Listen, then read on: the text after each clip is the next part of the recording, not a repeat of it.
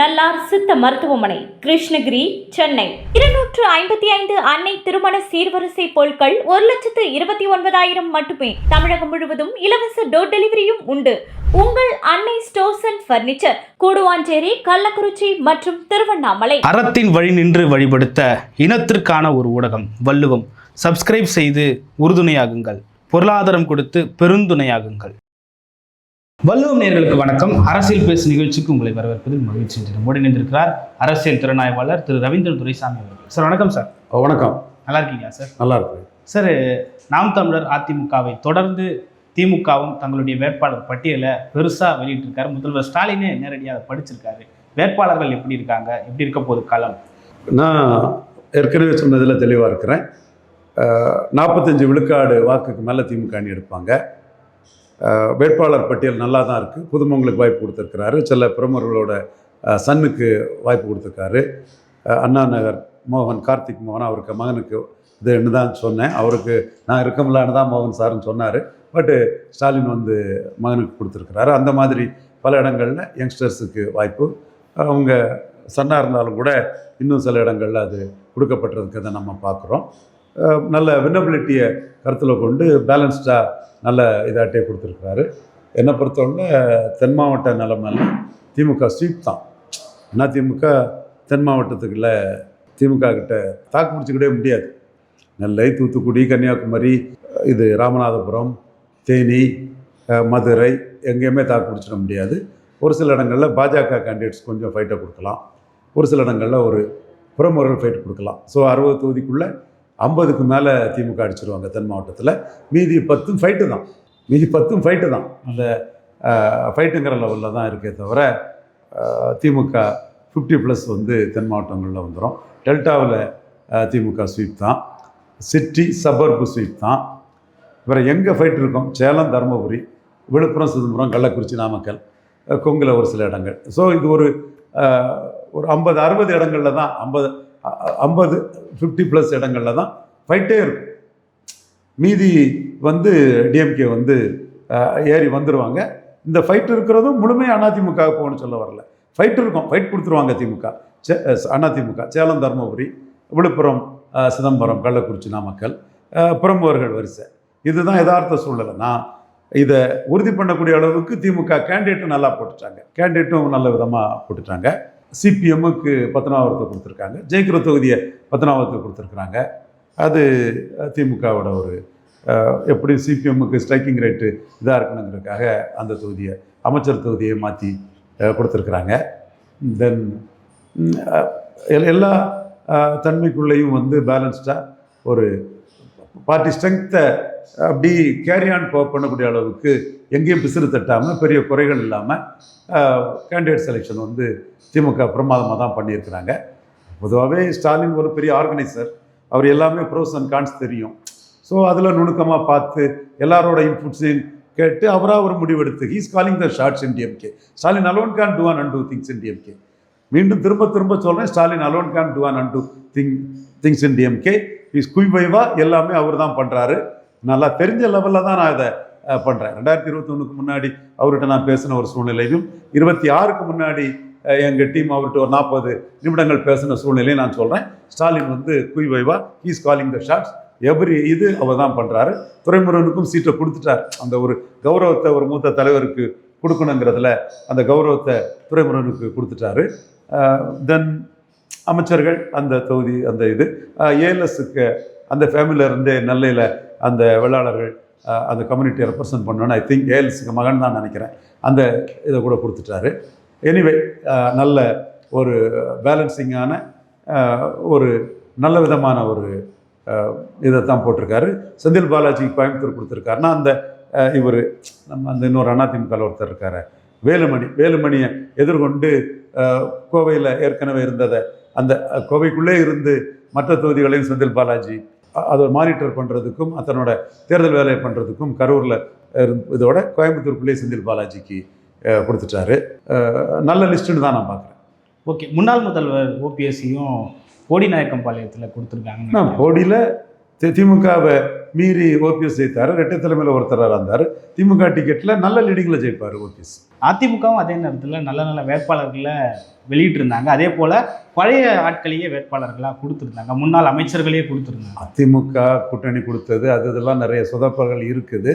பட்டு திமுகவுக்கு முன்னாடி அதிமுக முதல்ல முடித்ததை நான் பாராட்டினேன். இன்னைக்கு நம்மளும் நியாயமாக தான் எல்லா வீடியோலாம் பார்த்தேன். இன்னைக்கு சிஎம் கூட அதை அக்செப்ட் பண்ணி தான் லேட்டாக வந்தாலும் லேட்டஸ்ட்டாக வந்திருக்குன்னு சொல்லும்போது அவர் கொஞ்சம் பிந்திட்டாருங்கிறத ஸ்டாலின் என்டால்ஸ் பண்ணார். நானும் அதை தான் சொன்னேன். எடப்பாடி அதில் டக்குனு முடிச்சுட்டாருங்கிறத எல்லா வலைவலிகளிலும் என்ன பேட்டி கண்டு மட்டும் இல்லாண்டா தான் சொன்னேன். Okay sir. ஆனால் இன்னொருத்தர் வந்து லேட்டாகவும் வரல, லேட்டஸ்ட்டாகவும் வரல சார். ரொம்ப நாள் டிலேவாக இருக்காரு.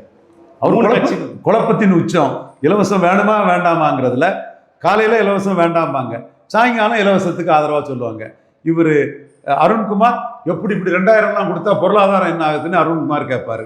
அவர் கேட்டு அந்த ஈரம் காயதுக்குள்ளேயே விஜய் வந்து 2500 அதே மாதிரி பிரிட்ஜு கொடுப்போன்னு எடப்பாடி சொன்னார்னா பிரிட்ஜு கொடுப்போன்னு சொல்லிட்டு பிரிஞ்சு கொடுப்போன்னு சொல்லுவாருன்னு இன்னொருத்தர் நக்கல் அடிப்பார். அப்போ உங்களுக்கு என்னதான் கொள்கை? இலவசம் வேணுங்கிறீங்களா வேண்டாங்கிறீங்களா? ஒன்று இப்படி தலையாட்டுங்க அல்லது இப்படி தலையாட்டுங்க. இலவச விஷயத்திலே நீங்கள் குழப்பவாதிகளாக இருக்கிறீங்க. ஸோ எந்த இஷ்யூலையுமே வந்து ஒரு கிளாரிட்டி கிடையாது.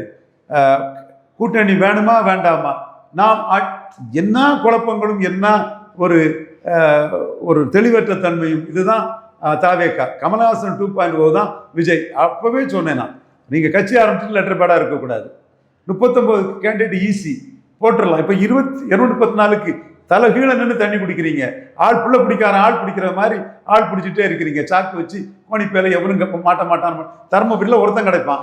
தர்மபுரி டிஸ்ட்ரிக்டில் எங்கே கேண்டிடேட் கிடைக்கும்? கன்னியாகுமரியில் நார்வேலில் கேண்டிடேட் கிடைச்சிருவான். மற்ற கிள்ளியூர் விளங்கோடு திருவட்டாவில் எங்கள் கேண்டிடேட் கிடைக்கும். ஏன்னா ரசிகர் மன்றங்கிறது திருநெல்வேலிக்குள்ளே தான் இருக்கும். ராதாபுரம் நாங்குநேரிக்குள்ளெல்லாம் ரசிகர் மன்ற ஆக்டிவிட்டிஸ் இருக்காது. திருநெல்வேலியில் மெயின் தியேட்டருக்கு எதிராக ஆக்டிவிட்டிஸ் இருக்கும். எனக்கு தெரியுமே, எம்பி சுப்பிரமணியம் சிவாஜி மன்றத்தில் இருக்கும்போது வந்து நான் மூப்பனார் தான் சப்போர்ட் பண்ணிட்டு இருந்தேன். அப்போ வரும்போது என் நண்பர்கள் பிஜே ரவி இவங்கள்தான் இருக்கும்போது சொன்னது, என்னப்பா உங்களுக்கு ரசிகர்கள் நார்வேலுக்குள்ளே தான் இருக்கிறான், உங்களுக்கு கிள்ளியூர் விளங்கோட்டிலலாம் ஆளே இல்லையப்பா. ஆக்டிவிட்டிஸ் வந்து சிட்டியை ஹெட் குவார்ட்டர்ஸ் மத்தியமாக வச்சு ரசிகர் மன்ற ஆக்டிவிட்டிஸ் இருக்கும். அதான் நான் சொன்னேன், 35 இடத்துல தான் இவருக்கு பிறந்தநாள் கொண்டாடப்பட்டது, பணம் செலவழிச்சு கொண்டாடம் பண்ணால். மொபசல்களில் இல்லை. ஏன்னா சிட்டியில் ரசிகர் மன்ற ஆக்டிவிட்டிஸ் இருக்கும், கொஞ்சம் ஹெட் குவார்ட்டர்ஸில் ரசிகர் மன்ற ஆக்டிவிட்டிஸ் இருக்கும். மற்ற இடங்களில் ஆள் இல்லை. ஸோ இப்போ கேண்டிடேட் இல்லை. மற்ற இடங்களுக்கு கேண்டிடேட் வலைவீசி பிடிக்கணும். இன்னும் முடிச்சிருப்பாங்கன்னு நினைக்கிறேன். இப்போ வலைவீசு அம்மா வலைவீசு, கேண்டிடேட் வேணும் வலைவீசுன்னு வலை வீசிட்டு இருக்கிறீங்க. செங்கோட்டையன் கோட்டாவில் இவ்வளவு, அவர் கோட்டாவில் இவ்வளவுன்னு 214 தவிக்கணும். எப்படி தவிச்சிருக்கீங்க, என்ன மாதிரி ஆட்களை தவிச்சிருக்கீங்க, யாரெல்லாம் கேண்டிடேட்டாக இருக்கிறாங்கங்கிறது அந்த லிஸ்ட் எடுத்தது நான் எல்லா ஏரியாவிலையும் நானும் உடனே செக் பண்ணிடுவேன். இவங்களுக்கு தகுதி என்ன இது என்னங்கிறத பார்த்து முடிவு பண்ணிடுவேன். அது ரொம்ப காமெடியாக தான் இருக்குன்னு நினைக்கிறேன் அந்த கேண்டிடேட் இது. ஏன்னா அவன் என்ன பார்ப்பான்னா, தலைவர்கிட்ட நமக்கு கான்டாக்ட் இருக்கோ இல்லையோ, புஷிக்கிட்ட கான்டாக்ட் இருக்குது. கூட்டணி அரசியல், புஷி கூட்டணி கொண்டு போயிடுவார். தலைவரை மிரட்டியாவது கூட்டணி கொண்டு போயிடுவாங்க. பாஜக மிரட்டியாவது அதிமுக பாஜக கூட்டணி வந்துடும். என்ன நினைப்பான், நம்ம தலைவர் விஜயை மிரட்டி அவர் அடிபணிஞ்சாவது கூட்டணி வந்துடணும். அப்போ அவனுக்கு விஜய் மேலே உள்ள பட்டுதல் அவ்வளவுதான். ஏன்னா விஜயே வியாபாரிக்கு பின்னாடி இருக்கும். வியாபாரம் பண்ணாமல் என்ன பண்ணுவான்? விஜய்ங்கிற வியாபாரிக்கு பின்னாடி இருக்கக்கூடிய மற்றவனு வியாபாரத்துக்கு தான் இருப்பான். நம்ம தலைவரை மிரட்டியாவது கூட்டணி கொண்டு போயிடுவான். புஷியானந்த் லீக் பண்ணார் பார்த்தீங்களா? 100 மாவட்ட செயலாளர் 80 மாவட்ட செயலாளர் கூட்டணிக்கு ஆவலா இருக்காங்க. நீ தந்தியில கெட்டிங் போட்டான் பார்த்தீங்களா? ஏதோ தந்திக்காரன் இவன் கெட்டிங் போட்டதும் அங்கே மோடி கூட்டணிக்கு ஓகே சொல்லிடுவார். கூட்டணி நடந்துட்டு மோடி கட்டே போட்டுட்டாரு. அது வேற விஷயம். அமித்ஷாவிட அதை ஒத்துக்கிட்டாரு. ஸோ இவங்க கூட்டணி வருங்கிற லெவலில் இவங்க கோடிகளை எடுத்து வச்சுட்டு இருந்தான். கூட்டணி இல்லை, என்ன லட்சத்தை செலவழிப்பானா? நீங்கள் காரைக்குடியில் இருக்கவே ₹1,00,000 செலவழிப்பானா? கூட்டணி இருந்தால் கோடி ரூபா செலவழிக்கிறதுக்கு தயாராட்டு சீன் போட்டுக்கிட்டு இருந்த விஜயோட பெரிய ஸ்டார் மாதிரி தன்னை காட்டிட்டு இருந்த காரைக்குடி டாக்டர் என்னமோ வந்து அவன் ₹1,00,000 செலவழிப்பானா? செலவழிக்க மாட்டான். எவன் செலவழிப்பான்? இது வந்து 2016ஆம் ஆண்டு 60 சீட்டு கலைஞர் விஜயகாந்த் கொடுக்குறான்னு சொல்லும்போது கோடிகளை செலவழித்து விஜயகாந்த் டெப்டி சீஃப் மினிஸ்டர் தென் நம்மெல்லாம் எம்எல்ஏ இருந்த கட்டத்துக்குள்ள கூட்டணி இல்லைன்னு சொல்லும்போது அத்தனை பேரும் கை விட்டுட்டு ஓடிட்டான். எவனும் செலவு பண்ணலை. பார்த்தீங்கல்ல? அதே மாதிரி 2021 தினகரன் உள்ள நுழைஞ்சிட்டாரு. கூடாரத்துக்குள்ள ஒட்டவ தலையை நுழைச்சிட்டு அதிமுக பிடிச்சி என்னமா அவர் கையில் எல்லாம் வந்துடும்னு நினைக்கும் போது எல்லா அண்ணும் ஜெயன்னு இருந்தான். தனிச்சுக்கும் போது எல்லா அண்ணும் ஓடிட்டான். 2.5% போயிட்டாரு. 5.5 2.5 ஆயிட்டு. இவர் கேப்டன் விஜயகாந்துக்கு 5.5 2.5 ஆயிடுச்சு மக்கள் நல கூட்டணியில். ஸோ இவெல்லாம் வந்து நீ ஆசை காட்டின கூட்டணின்னா கோடிகளை செலவழிப்பான், தனிச்சுன்னா லட்சங்களை கூட செலவழிக்க மாட்டான். வியாபார அரசியல். விஜய் பெரிய வியாபாரி. விஜய்க்கு அரசியலே சுயநல அரசியல், வியாபாரத்தின் உச்சம். சினிமா மார்க்கெட்டுக்கு தான் 10 கோடி ரூபா கொடுத்து இப்போ ஜிப்பிங் பண்ணீங்க. ராகுல் காந்திக்கு ஆதரவாக பண்ணது மோடி அடிச்சிட்டாரு. 8ஆம் தேதி சொல்லி தான் அடித்தோம். சோதரர் ஜோசப் விஜய் வருத்தம் தான், எங்களுக்கு ஒரு கலை படைப்பை தட்டுனது வருத்தம் தான். நீங்கள் ராகுலுக்கு ஆதரவாக இருக்கும்போது நாங்கள் என்ன செய்ய முடியும்? அடிங்கிறோம். இடையில கிடைச்சது ஜனநாயகம் தான், அடிச்சுட்டாங்க. ஸோ நீங்கள் முழுக்கமே வியாபார அரசியல் போது கூட இருக்கவனும் வியாபாரிகள் தான். அவனை வியாபாரத்தை தான் பார்ப்பான், இன்வெஸ்ட் பண்ண மாட்டான். சகாதேவ மாதிரி சொன்னேன், 39 எம்பி தொகுதி கேண்டிடேட் போட்டிருந்தா கிளியர் கட்டாக ஒவ்வொருத்தரும் 5 கோடி ரூபா செலவழிச்சிருப்பான். அப்போ என்ன வந்திருக்கும்? அசம்பிளியில் அவனுக்கு சீட்டு என்ஷூர் ஆகிருக்கும். நீங்கள் ராகுல் காந்திக்கு பயந்து பார்லிமெண்ட்னா ராகுல் காந்தி தானே. இப்போ என்ன டேஷுக்கு நீங்கள் கட்சி ஆரம்பிக்கிறீங்க? பார்லிமெண்ட்னா ராகுல் காந்தின்னா கமல்ஹாசன் போனார். ஸ்டாலின் ராகுலை பிரதமராக சொல்லும் போதும் கமல்ஹாசன் நின்று 4 விழுக்காடு வாக்கு எடுத்தார்ல. ராஜீவ்காந்தியை பிரதமராக சொல்லும் போதும் டாக்டர் ஐயா நின்று 6 விழுக்காடு, வட தமிழகத்தில் பெரிய அளவில் 18 விழுக்காடுக்கு சமம் எடுத்தாரா இல்லையா? கேப்டன் விஜயகாந்த் அசம்பிளிக்கு பிறகு பார்லிமெண்ட்டில் 10 விழுக்காடு மன்மோகன் சிங்கை எழுத்து எடுத்தாரா இல்லையா? அப்போ நீங்கள் பார்லிமெண்ட்டில் வரலன்னா கோலத்தனம், அரசியல் சந்தர்ப்பவாதம், ராகுல் காந்திக்கு சால்ரா அடிக்கடியத்தனம், ராகுல் காந்திக்கு ஊதுகுழலா ஒட்டுணியா தொங்கு சதையாக இருந்துக்கிட்டு சிஏ எதிர்ப்புன்னு ராகுலை மீறி எதுவும் நிற்க முடியாது. அப்போ ராகுல் காந்தியை மீறி நிற்க முடியாதவர் அரசியல் களத்துக்குள்ள எப்படி நிற்பாரு? ராகுல் காந்தியை மீறி நிற்க முடியாதவர் அரசியல் களத்துக்குள்ள எப்படி நின்றுக்கிடுவாரு? இது ஒரு கோழைத்தனமான ஒரு வீகம். கட்சி ஆரம்பிச்சுட்டு ராகுலுக்கு பயந்து லெட்டர் பேடா இருக்கிறது. அதன் விளைவு தான் மோடி கிட்ட அடிபடுறீங்க. இப்போ மோடி கிட்ட இருந்து இன்னும் மேலும் நெருக்கடி மத்திய அரசு கிட்ட இருந்து வரும். பட நெருக்கடி, இது விசாரணை நெருக்கடி, ஐடியில் நெருக்கடி, கூட இருக்கவங்களுக்கு நெருக்கடி, எல்லாம் என்ன களை ஓடுது? எவனாவது சிரிச்சிட்டு நிற்கிறானா? வார்த்தை பேசக்கூடிய ஆதவ் அர்ஜுனா டல்லா இருக்கிறார். இவர் நிர்மல் குமார் டல்லா இருக்கிறார். இது அருண்ராஜ் டல்லா இருக்கிறார். எல்லாருமே டல்லா சொங்கிப்பை ஒரு களை இழந்து சோகமா தனிச்சு போட்டிட வந்துட்டோமே, ஐயோ பாவமேன்னு பரிதாபமா நிற்கிறீங்க. நீங்க எப்படி களத்துக்குள்ள தனிச்சு போட்டிட்டு ஓட்டை காட்டி அது நீர்க்குமொழி தற்காலிகம் விஜயை நம்பி நிற்க போறீங்க? விஜய் ஒரு நீர்க்குமொழி தற்காலிகம் மின்னல் மாதிரி மறைஞ்சு போடக்கூடிய part time politician. Full time பொலிட்டிஷியன்னா நீங்க விக்ரவாண்டில் நின்று போலர் ஸ்டேஷன் உடைச்சிருக்கணும். எம்ஜிஆர் திண்டுக்கல்ல நின்னாரு. நீங்க விக்ரவாண்டில் நின்று வன்னியர் பரையர் போலர் ஸ்டேஷனை உடைச்சிருக்கணும். அது உங்களால் உடைக்க முடியல. அப்போ நீங்க அந்த இடத்துக்குள்ள கிறிஸ்டல் கிளியரா நீங்க வந்து கமலஹாசன் தினகர மாதிரி களத்துக்குள்ள வராமலே பலையனப்படுறீங்க. சீமான் களத்துக்குள்ள நின்று போலர் ஸ்டேஷனை மீறி நிற்கிறாரு, ஏறி போறாரு. ஸோ இதுதான் நான் சொன்னேன், சீமான் விஜய் கம்பாரிசன் சீமானுக்கு பெரிய ப்ளஸ். அந்த வகையில் இன்னைக்கு சீமான் கொள்கை ரீதியான ஒரு கட்சிங்கிறனால எல்லாருமே மரிய ஜெனிஃபர் கன்னியாகுமரியிலேருந்து, ஹிம்லர் கிள்ளியூர்ல இருந்து, எல்லாருமே முதுகுளத்தூர் கேண்டிடேட்ல இருந்து எல்லாருமே களத்துக்குள்ள வந்து பெரிய அளவில் ஒரு போலரைசேஷன் வந்தால் ஏறி போயிடலாம், முதல் இடம் 2வது இடம் வந்துடலாம், பிஜேபி இருக்கிற தொகுதியிலலாம் ஏறிடலாம், இது தமாக இருக்கிற தொகுதியில் ஏறிடலாம், அமமுக இருக்கிற தொகுதியில் ஏறிடலாம், நம்ம ஃபைட்டில் வந்துடலாங்கிற லெவலில் நாம் தமிழர் கேண்டிடேட்ஸ் எல்லாமே ஒரு உணர்வுபூர்வமாக வேலுப்பிள்ளை பிரபாகரன் இலவசங்கள் எதிர்ப்பு, பிராண்டி விஸ்கி கூடாது, திராவிடத்துக்கு எதிர்ப்பு, தமிழ் தேசிய கொள்கை அடிப்படையில் ஈடுபாட்டோட களத்தில் நின்று களமாடுறாங்க. ஆனால் உங்கள் ஆட்கள் வந்து பல நிரூபிக்காமலே ஒரு கூட்டணி வந்தால் அதில் வியாபாரம் பண்ணிடலாம், கோடிகளை கொட்டி வியாபாரம் பண்ணிடலாம்னு நினச்சான். அது இல்லைன்னு சொல்லும்போது எல்லாம் பரிதவிச்சு எம்ப்ளாய்மெண்ட் எக்ஸ்சேஞ்ச் கலகலத்தது, பால்கோளை உடைந்ததுங்கிற அடிப்படையில் எப்படி தப்புனா போதும்னு நினைக்கிறான். காரணம் உங்களுக்கும் அவங்களுக்கும் டைரக்ட் கான்டாக்ட் இல்லை. நீங்கள் வந்து ஜாதி கட்சியோட கூட்டணி கிடையாதுன்னா விஜய் அந்த மாதிரி ஸ்ட்ராங்காக அவர் லீடர்ஷிப்பை முன்னெடுத்து செய்யலை. நீங்கள் ஏதோ திருமங்கலம் பிஜய், திருப்பரங்குன்றம் பிஜய் அவரேன்னு கேட்டு கோடிகளை செலவழிக்கிட்டு எங்களுக்கு என்ன, நாங்கள் ஒரு சில லட்சங்களை செலவழிச்சிட்டு வசமாக நழுவி போயிடுறதா ஒவ்வொருத்தனும் இருக்கிறான். நீங்கள் போடக்கூடிய கேண்டிடேட்டுக்கு லட்சணத்தை பார்ப்போம்.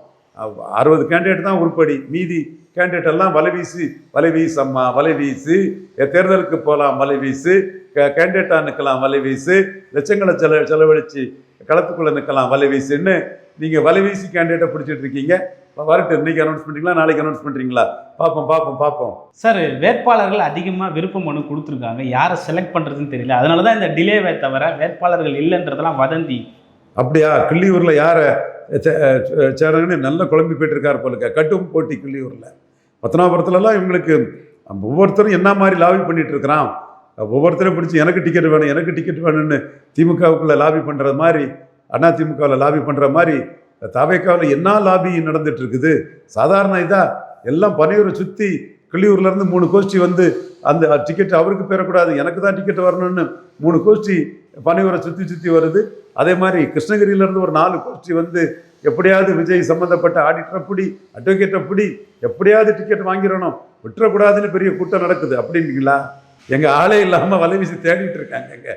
இவங்க ஆளப்பிடின்னு கிள்ளியூர் பக்கமும் கிருஷ்ணகிரி பக்கமும் கேண்டிடேட்டே வா கேண்டிடேட்டே வா கேண்டிடேட்டே வா வா வா வான்னு நீங்கள் வர்றவன் போகிறவன் எவன் வந்தாலும் அவனை கேண்டிடேட்டை அனௌன்ஸ் பண்ணிடுவாங்க போல இருக்குங்க. இதாங்க உண்மை. கேண்டிடேட்டுக்கு தகுதியை பார்த்துருவோம். 60க்கு மேலே உருப்படியான கேண்டிடேட் கிடையாது. பல்வேறு கருத்துக்களை பகிர்ந்து கொண்டீங்க. மற்றும் நன்றி சார். நன்றி தம்பி.